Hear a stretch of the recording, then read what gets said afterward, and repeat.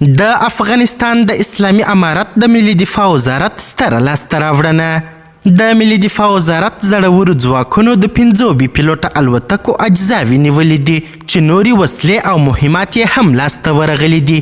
دا چې د ملي دفاع وزارت چیرې او څنګه دغه بي پیلوټه الوتکې کشف کړي په اړه د ملي دفاع وزارت څه ویلي بشپړ حال را سره هم د غروانه ویډیو کې کتلی سئ.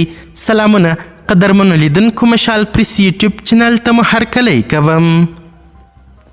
ازادي راډیو په یوه خبرپاڼه کې لیکلي دي د افغانستان اسلامي امارت وایي هلمند کې مو د 5 بي پیلوټه الوتکو ټوټې موندلې دي. د افغانستان د اسلامي امارت د ملي دفاع وزارت د هلمند په مساکله ولسوالۍ کې د 5 بي پیلوټه الوتکو د ټوټو د کشف خبر ورکړی دی.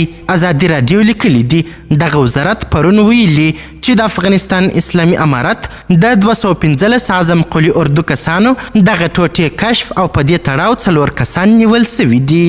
د افغانستان د اسلامي امارت د ملي دفاع وزارت نه دی ویلي چې دغه مشکوکې بي پیلوټه الوتکې د کوم هیواد یا کومې ډلې اړوند دي. د افغانستان د اسلامي امارت د ملي دفاع وزارت پر خپل ټویټر پاڼه داسې لیکلي دي د 215 اعظم قلي اردو منصوبینو د بي پیلوټه کشفي تیارو اجزاوې کشف او ترلاسه کړي. د ملي دفاع وزارت په خبر پاڼه کې راغلي دي د 215 اعظم قلي اردو منصوبینو له لوري د هلمند ولایت په مساکله ولسوالۍ کې د کشفي راپورونو پر بنسټ 15 باله د بي پیلوټه کشفي تیارو اجزاوې چې پرزه سوي وې او 9 فیره د راکټ مرمۍ 8 کړۍ لاسي ماینونه کشف او ترلاسه سول چې په تړاو یې 4 تنه هم نیول سوي دي. د ملي دفاع وزارت لیکلي همداراز د یادې قلي اردو زړورو منصوبینو د هلمند ولایت په نحسراج ولسوالۍ کې یو عراده رینجر موټر هم ترلاسه کړی دی.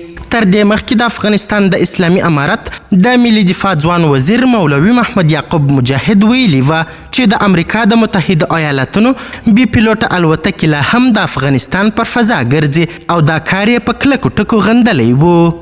قدرمنو لیدونکو، د ویډیو له کتلو مو نړۍ مننه. د لا زیاتو او نورو لحظه پر لحظه خبري مطالبو لپاره زموږ همدغه مشال پریس یوټیوب چینل سبسکرایب کړئ. تر بیا او بلې ویډیو ښه وخت ښې چارې د الله په امان.